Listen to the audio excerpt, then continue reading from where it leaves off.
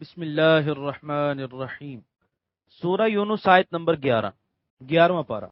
وَلَوْ يُعَجِّلُ اللَّهُ لِلنَّاسِ الشَّرَّ اسْتِعْجَالَهُم بِالْخَيْرِ لَقُضِيَ إِلَيْهِمْ أَجَلُهُمْ فَنَذَرُ الَّذِينَ لَا يَرْجُونَ لِقَاءَنَا فِي طُغْيَانِهِمْ يَعْمَهُونَ۔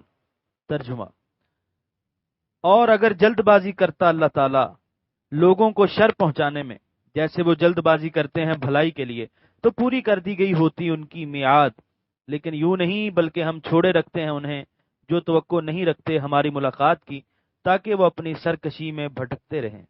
سورہ یونس آیت نمبر 11 کے پہلے حصے کی تفسیر۔ انسان کی ایک کمزوری کی اصلاح نہایت حکیمانہ انداز میں فرمائی جا رہی ہے۔ اسے بتایا جا رہا ہے کہ ایک طرف تمہارے کرتوت ہیں جو فوری گرفت اور مواخذے کے مستحق ہیں، اور دوسری طرف تمہارے مطالبات ہیں جو دنیا بھر کی آسائشوں کو اپنے دامن میں سمیٹے ہوئے ہیں۔ اگر تمہارے مطالبات کے پورا ہونے میں کچھ تاخیر ہو جائے تو تم بڑے بے چین ہو جاتے ہو اور اپنے رب کریم کے شکوے کرنے لگتے ہو۔ تم نے یہ نہ سوچا کہ اگر اللہ تعالیٰ تمہیں تمہارے کرتوتوں پر پکڑ لیتا تو تمہاری کیا درگت بنتی۔ معلوم ہوا کہ تمہارے پروردگار کا سلوک تمہارے ساتھ منتقمانہ نہیں بلکہ رحیمانہ اور کریمانہ ہے، اس لیے اگر تمہارے مطالبات اور تمہاری خواہشات کی تکمیل میں دیر ہو گئی ہے تو یقین کرو اس میں بھی تمہاری خیر خواہی مطلوب ہے، اس لیے گھبرانے اور مایوس ہونے کی کوئی وجہ نہیں۔ ہمت و حوصلے سے کام لیتے ہوئے مردانہ وار آگے بڑھتے چلے جاؤ، اس کی نگاہ کرم چارہ سازی فرمائے گی اور کامیابی تمہارے قدم چومے گی، اور گوہر مقصود تمہارے دامن طلب کی زینت بنے گا۔ سورہ یونس آیت نمبر 11 کے بقیہ حصے کی تفسیر۔ جو توقع نہیں رکھتے ہماری ملاقات کی۔ گناہ گاروں پر فوراً عذاب نازل نہ کرنے اور انہیں مہلت اور ڈھیل دینے میں کبھی تو یہ حکمت ہوتی ہے کہ شاید وہ سنبھل جائیں اور اپنی اصلاح کر لیں، اور کبھی مقصد یہ ہوتا ہے کہ ان کی گندی فطرت خوب آشکارا ہو جائے اور وہ جی بھر کر اپنی کمینہ خصلتوں کا مظاہرہ کر لیں، تاکہ جب انہیں عذاب کی چکی میں پیسا جائے تو وہ کوئی عذر پیش نہ کر سکیں۔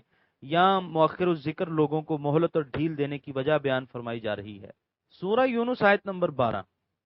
وَإِذَا مَسَّ الْإِنسَانَ الضُّرُّ دَعَانَا لِجَنبِهِ أَوْ قَاعِدًا أَوْ قَائِمًا فَلَمَّا كَشَفْنَا عَنْهُ ضُرَّهُ مَرَّ كَأَن لَّمْ يَدْعُنَا إِلَى ضُرٍّ مَّسَّهُ كَذَلِكَ زُيِّنَ لِلْمُسْرِفِينَ مَا كَانُوا يَعْمَلُونَ۔ ترجمہ: اور جب پہنچتی ہے انسان کو کوئی تکلیف تو اس وقت پکارتا ہے ہمیں لیٹا ہوا یا بیٹھا ہوا یا کھڑا ہوا ہو، پھر جب ہم دور کر دیتے ہیں اس سے اس کی تکلیف تو چل دیتا ہے جیسے اس نے ہمیں کبھی پکارا ہی نہیں تھا کسی تکلیف میں جو اسے پہنچی تھی۔ اس طرح آراستہ کر دیے گئے حد سے بڑھنے والوں کے لیے وہ کرتوت جو وہ کیا کرتے تھے۔ سورہ یونس آیت نمبر 12 کے پہلے حصے کی تفسیر۔ انسان کی ایک اور کمزوری پر اسے متنبہ کیا جا رہا ہے کہ جب اسے کوئی تکلیف گھیر لیتی ہے اور مصیبتوں کے منحوس سائے اس پر چھا جاتے ہیں تو اس وقت وہ سراپا نیاز بن کر گڑ گڑانے لگتا ہے، اٹھتے بیٹھتے چلتے پھرتے کسی حالت میں ہو التجائیں کرتا ہے، دعائیں مانگتا ہے اور پختہ وعدہ کرتا ہے کہ میرے رب میری یہ مشکل آسان فرما، مجھے اس ہلاکت و بربادی کے چکر سے بچا لے، میں عمر بھر تیرا شکر گزار بندہ بنا رہوں گا، کبھی تیری نافرمانی کا خیال تک بھی دل میں نہیں لاؤں گا۔ لیکن ادھر مصیبت کا بادل چھٹا اور آرام و راحت کی روشنی زندگی کے افق پر طلوع ہوئی، اور ادھر حضرت انسان نے سب وعدے فراموش کر دیے اور نافرمانی اور سرکشی کو اپنا شعار بنا لیا۔ سورہ یونس آیت نمبر 12 کے بقیہ حصے کی تفسیر۔ اس طرح آراستہ کر دیے گئے حد سے بڑھنے والوں کے لیے وہ کرتوت جو وہ کیا کرتے تھے، لیکن یہ شیوا ہر انسان کا نہیں بلکہ فقط وہی لوگ اس طرح کیا کرتے ہیں جو اسراف اور بے اعتدالی کے عادی ہوں۔ ان کی بگڑی ہوئی فطرت اور مسخ شدہ ذہنیت ان گناہوں میں بڑا حسن اور جاذبیت محسوس کرتی ہے جس کرتوت کے باعث وہ گرداب ہلاکت میں پھنسا تھا، جس گناہ نے اس کی زندگی کے امن و سکون کو تہو بالا کر کے چھوڑا تھا، اب پھر وہ ادھر کھینچا چلا جا رہا ہے۔ سورہ یونس آیت نمبر 13۔ وَلَقَدْ أَهْلَكْنَا الْقُرُونَ مِنْ قَبْلِكُمْ لَمَّا ظَلَمُوا وَجَاءَتْهُمْ رُسُلُهُم بِالْبَيِّنَاتِ وَمَا كَانُوا لِيُؤْمِنُوا كَذَلِكَ نَجْزِي الْقَوْمَ الْمُجْرِمِينَ۔ ترجمہ: اور بے شک ہم نے ہلاک کر دیا کئی قوموں کو جو تم سے پہلے تھیں جب وہ زیادتیاں کرنے لگے اور آئے ان کے پاس ان کے رسول روشن دلیلیں لے کر، اور وہ ایسے نہیں تھے کہ ایمان لاتے، اسی طرح ہم سزا دیتے ہیں مجرم قوم کو۔ سورہ یونس آیت نمبر 13 کی تفسیر۔ اہل مکہ کو بتایا جا رہا ہے کہ جو روش تم نے اختیار کر رکھی ہے وہ کسی عقل مند اور عاقبت اندیش انسان کی روش نہیں۔ اپنے گناہوں پر تمہیں کچھ ندامت نہیں، ہر بھلائی اور آرام کو حاصل کرنے کے لیے تم بے چین ہو۔ جب تمہیں کوئی مصیبت گھیر لیتی ہے تو اس وقت تم اپنے پروردگار کو پکارتے ہو اور بڑی عاجزی سے دعائیں مانگتے ہو۔ جب وہ تم پر رحم فرماتا ہے تو تم اتنے طوطا چشم ہو کہ اسی وقت ادھر سے آنکھیں پھیر لیتے ہو۔ احسان مندی اور شکر گزاری کا کوئی اثر تمہارے قول و فعل میں نظر نہیں آتا۔ یاد رکھو تم سے پہلے بھی اس کماش کے لوگ گزرے ہیں، ہم نے ان کو بھی سمجھنے اور سنبھلنے کے لیے کافی مہلت دی، انہیں راہ ہدایت دکھانے کے لیے رسول بھیجے، لیکن جب وہ سرکشی سے باز نہ آئے تو انہیں عذاب کی چکی میں پیس دیا گیا اور ان کا نام و نشان تک بھی باقی نہ رہا۔ اہل مکہ آنکھیں کھولو اور نزول عذاب سے پہلے اپنی نجات کا سامان کر لو۔ سورہ یونس آیت نمبر 14۔ ثم جعلناكم خلائف في الارض من بعدهم لننظر كيف تعملون۔ ترجمہ، پھر ہم نے بنایا تمہیں جانشین زمین میں ان کے بعد تاکہ ہم دیکھیں کہ تم کیسے عمل کرتے ہو۔ سورہ یونس آیت نمبر 14 کی تفسیر۔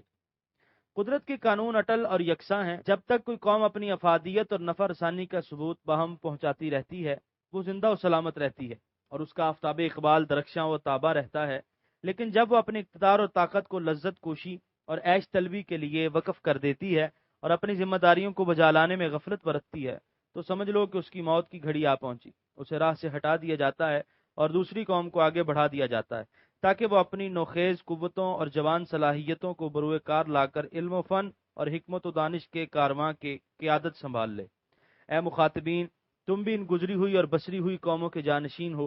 قدرت کی نگاہ ہر وقت تمہاری کڑی نگرانی کر رہی ہے۔ اگر تم نے راست بازی اور عدل و انصاف کے تقاضوں کو پورا کیا، نیکی کو فروغ دینے اور بدی کا کلا کما کرنے میں مقدور بھر سعی کی، اپنے مالک و خالق کے سامنے اپنی جبین نیاز کو جھکائے رکھا اور نوع انسانی کی خدمت میں اپنے وسائل اور اپنی قوتوں کو استعمال کرتے رہے تو تم پر کوئی آنچ نہیں آئے گی، اور اگر تم نے بھی اپنے مقصد سے کوتاہی برتی تو یاد رکھو تمہیں بھی ٹھکرا دیا جائے گا۔ اس نیم بر اعظم پاک و ہند میں اپنے عروج و زوال کی تاریخ پر نظر ڈالو۔ قدم قدم پر آپ کو اس ارشاد ربانی کی تصدیق کرنے والے شواہد ملیں گے۔ غلامی کی طویل رات کے بعد ہمیں صبح آزادی سے ہمکنار کیا گیا، کیا ہم اپنی نفع رسانی اور افادیت کا ثبوت باہم پہنچانے میں کسی کوتاہی کا مظاہرہ تو نہیں کر رہے؟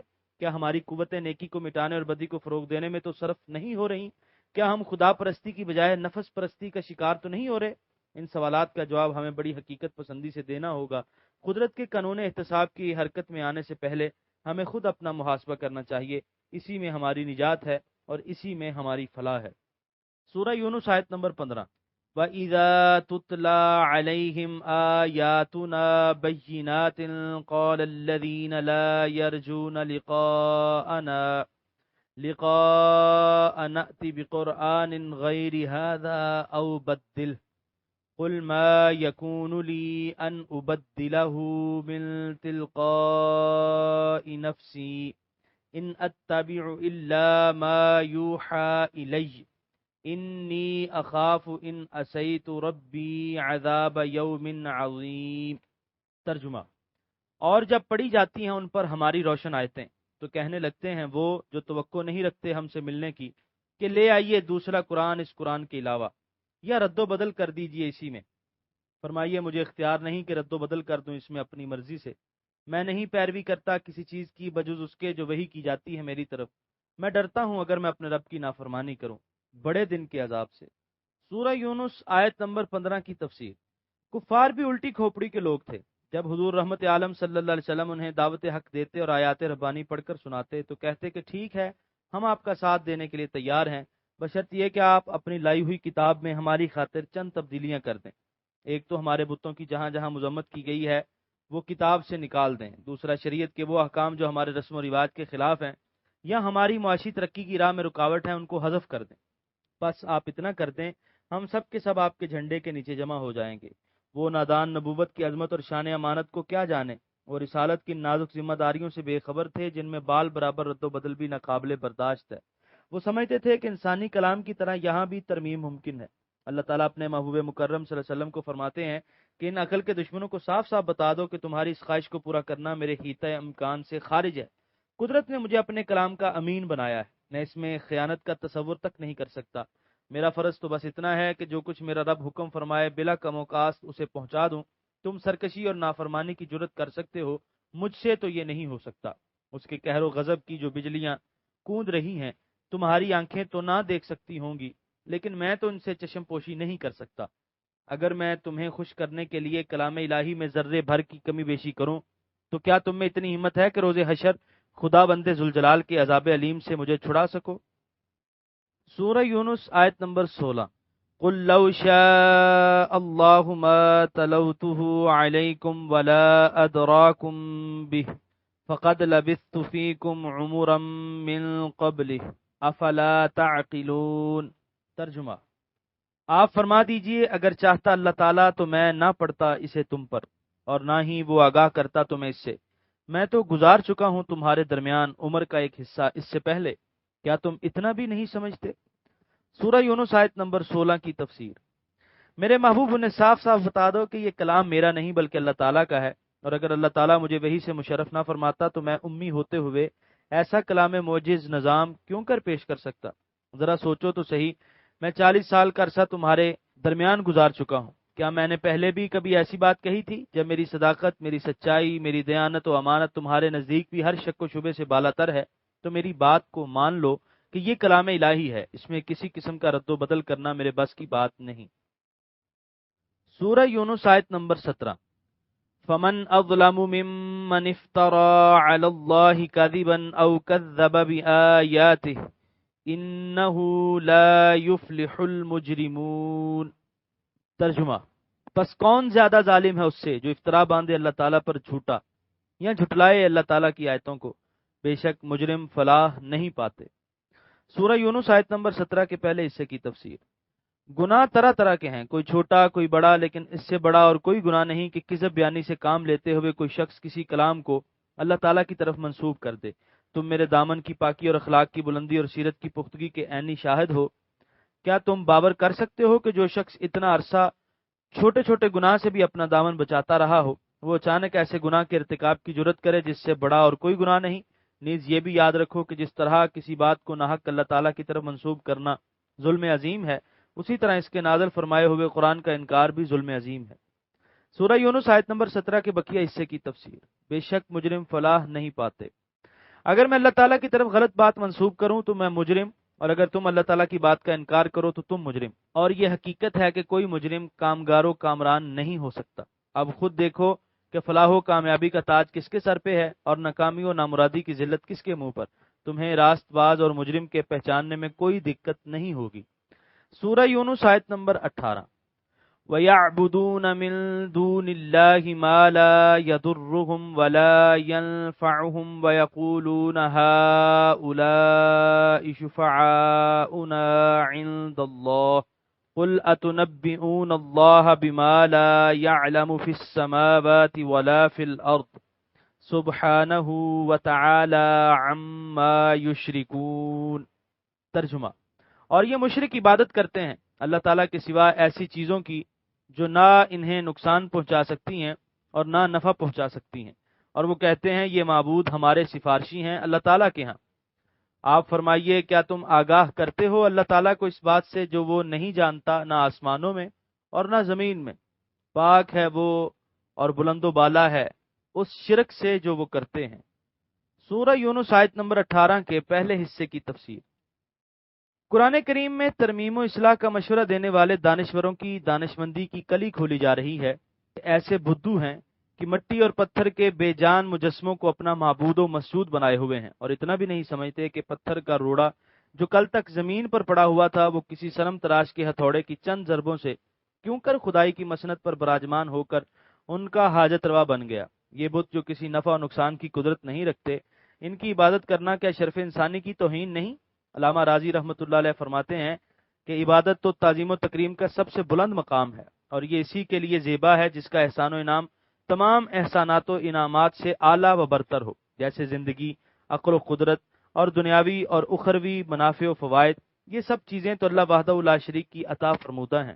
سورہ یونس آیت نمبر 18 کے دوسرے حصے کی تفسیر۔ اور وہ کہتے ہیں یہ معبود ہمارے سفارشی ہیں اللہ تعالیٰ کے ہاں۔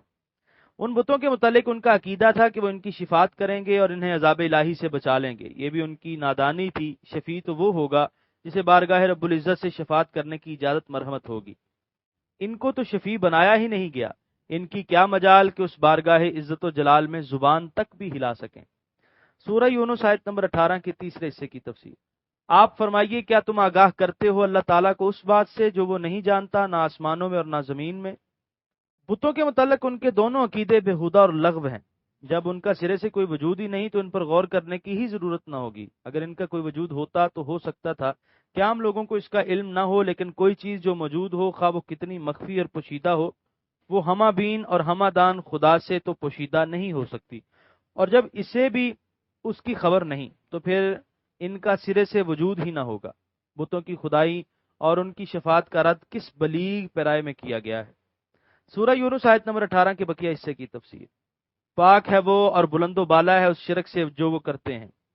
ان کی ساری یاوہ گوئیوں اور بےہودہ سرائیوں کا رد فرما دیا۔ سورہ یونس آیت نمبر 19۔ وَمَا كَانَ النَّاسُ إِلَّا أُمَّةً وَاحِدَةً فَاخْتَلَفُوا وَلَوْلَا كَلِمَةٌ سَبَقَتْ مِن رَّبِّكَ لَقُضِيَ بَيْنَهُمْ فِيمَا فِيهِ يَخْتَلِفُونَ۔ ترجمہ: اور نہیں تھے لوگ ابتدا میں مگر ایک ہی امت، پھر اپنی کجروی سے باہم اختلاف کرنے لگے، اور اگر ایک بات پہلے سے طے نہ ہو چکی ہوتی آپ کے رب کی طرف سے تو فیصلہ کر دیا جاتا ان کے درمیان ان امور میں جن میں وہ اختلاف کیا کرتے ہیں۔ سورہ یونس آیت نمبر 19 کی تفسیر۔ چاہیے تو یہ تھا کہ جب انہوں نے حق کو قبول کرنے سے دانستہ انکار کیا اور انسانی وحدت کو کفر و الحاد کے فساد انگیز نظریات و عقائد سے پارا پارا کر دیا تو فوراً انہیں صفحہ ہستی سے حرف غلط کی طرح مٹا دیا جاتا، لیکن قدرت اتنی زود گیر اور تنگ مزاج نہیں، وہ انسان کو سوچنے سمجھنے اور سنبھلنے کے لیے کافی مہلت دیتی ہے اور طرح طرح سے اسے خواب غفلت سے جھنجھوڑتی ہے۔ سورہ یونس آیت نمبر 20۔ وَيَقُولُونَ لَوْلَا أُنزِلَ عَلَيْهِ آيَةٌ مِّن رَّبِّهِ فَقُلْ إِنَّمَا الْغَيْبُ لِلَّهِ فَانتَظِرُوا إِنِّي مَعَكُم مِّنَ الْمُنتَظِرِينَ۔ ترجمہ: اور کہتے ہیں کیوں نہ نازل کی گئی ان پر کوئی آیت ان کے رب کی طرف سے؟ سو آپ فرمائیے غیب تو صرف اللہ تعالیٰ کے لیے ہے، بس انتظار کرو، میں بھی تمہارے ساتھ انتظار کرنے والا ہوں۔ سورہ یونس آیت نمبر 20 کی تفسیر۔ وہ نزول عذاب کے لیے بڑی بے چینی کا اظہار کر رہے ہیں، لیکن اللہ تعالیٰ اپنے محبوب کریم صلی اللہ علیہ وسلم کو ارشاد فرماتا ہے کہ انہیں آگاہ کر دیں کہ ان امور کا تعلق مشیت الہی سے ہے، جب اس کی حکمت کا تقاضا ہوگا تو ان پر عذاب نازل کر دیا جائے گا۔ اگر تم نے گمراہی کے اندھیروں میں بھٹکتے رہنے کا ارادہ کر لیا ہے اور حق کو قبول نہ کرنے کا عزم کر لیا ہے تو پھر وہ وقت ضرور آئے گا، تم بھی انتظار کرو، میں بھی تمہارے ساتھ مل کر انتظار کرنے والا ہوں۔ یہاں پر 11ویں پارے کا 7واں رکوع مکمل ہوا۔